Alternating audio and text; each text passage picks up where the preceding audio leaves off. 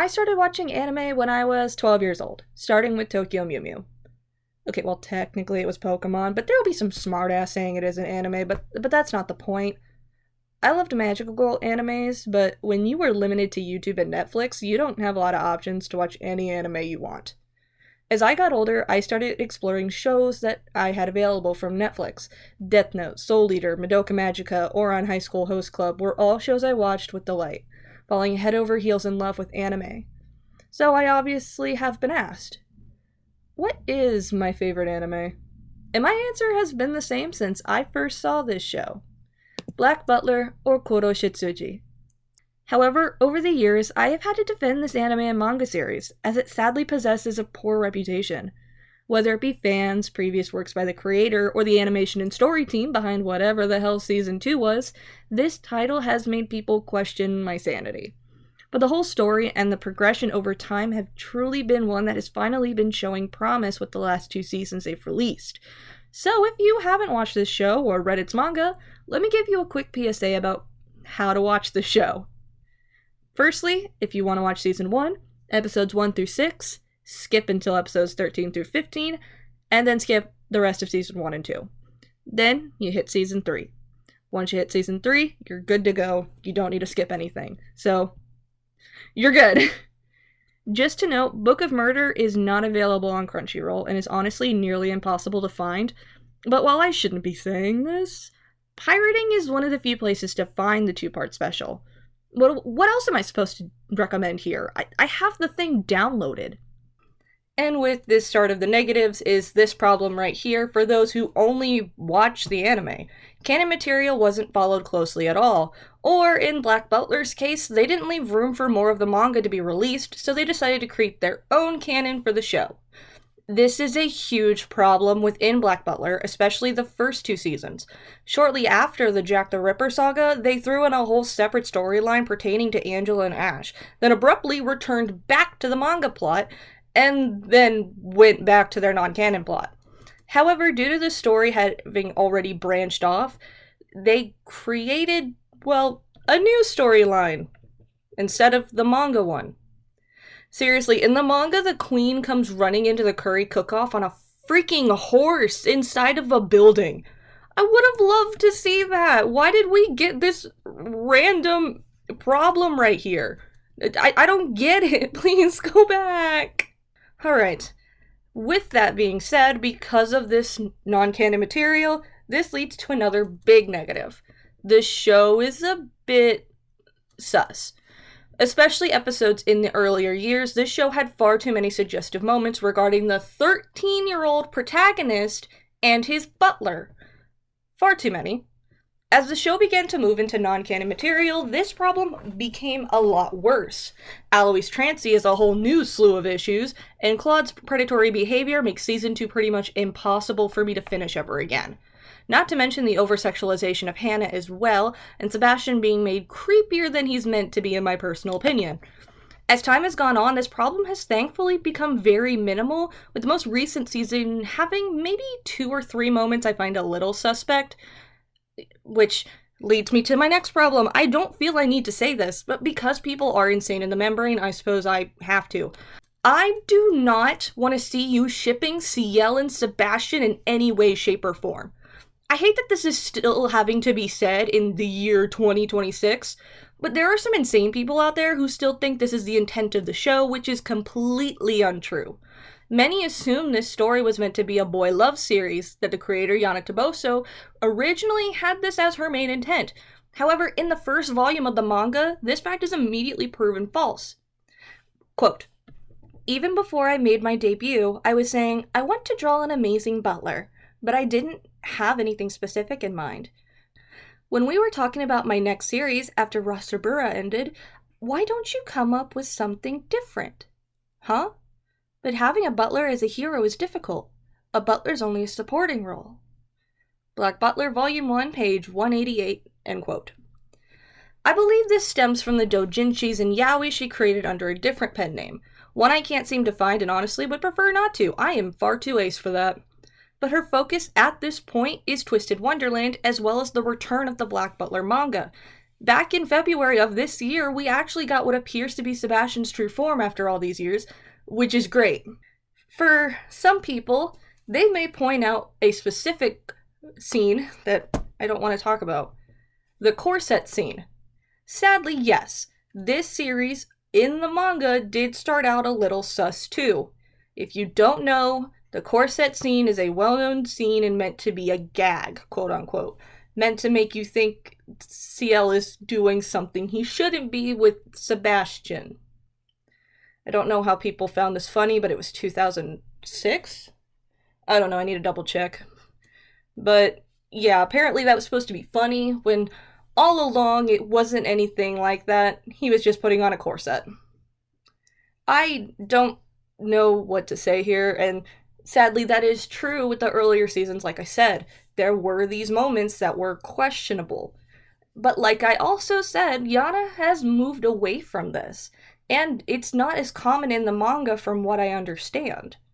Alright, after all of that, now I want to get into the positives of this show. The voice acting cast is incredible on both ends of the spectrum. Although I don't really listen to the Japanese dub very often, I can tell they do a really good job. Especially in this most recent season, where German was needed in the dialogue. Which, kudos to you guys. It could not be me.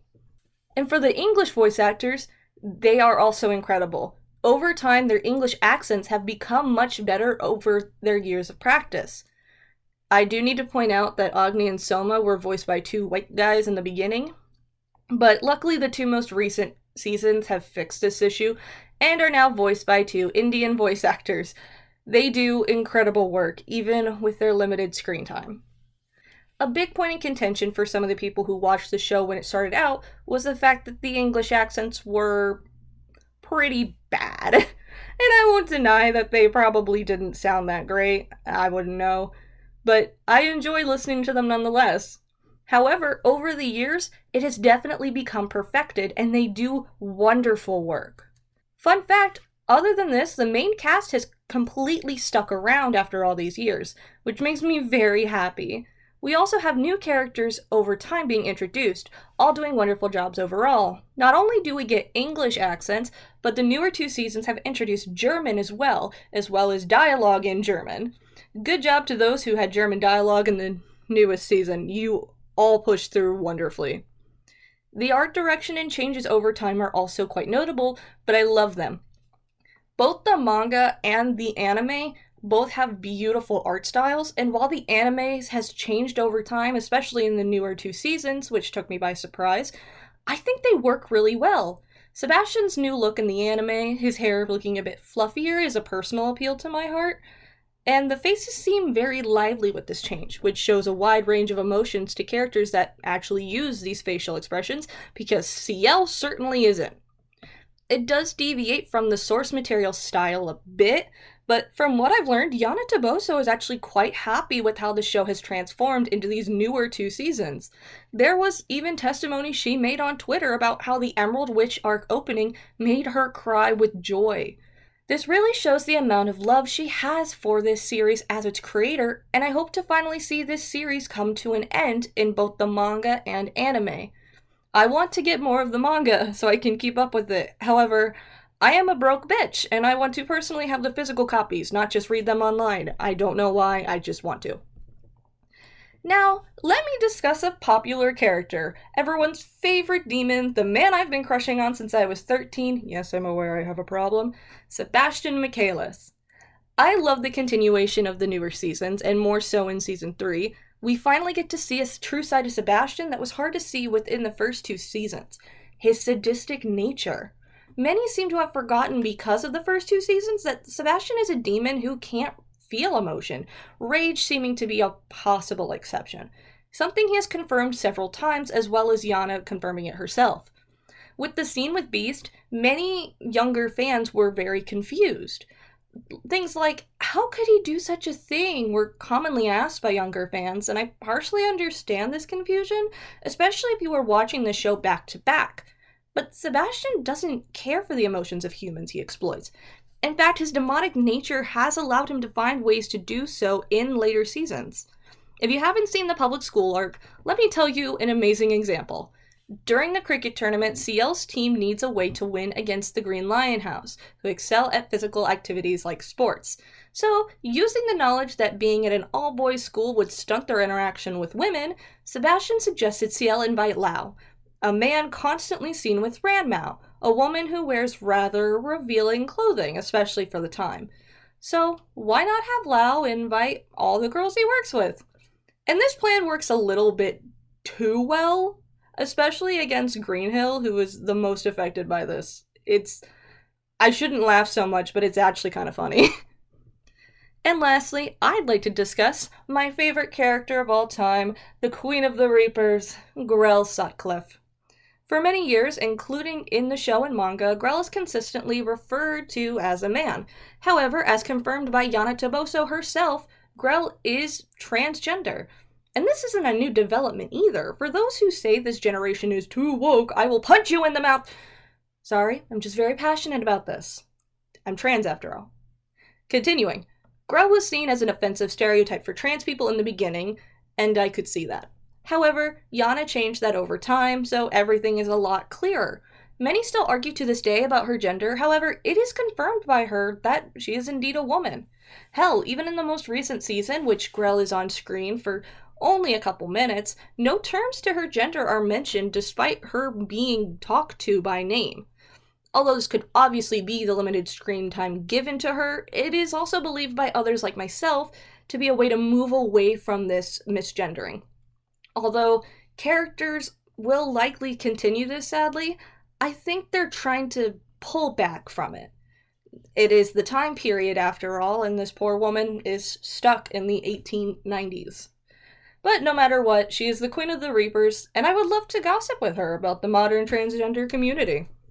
Well, I think this is where I will end the video now. I hope that all of these new stills for the different topics I discuss are interesting for you guys to see on screen, as I loved making every single one of them, this one obviously being my absolute favorite. If you want to see any work in progress or any of the art that I'm working on, check out my TikTok in the description where I fight the god-awful algorithm that you have to pay to get views on, which is disgusting.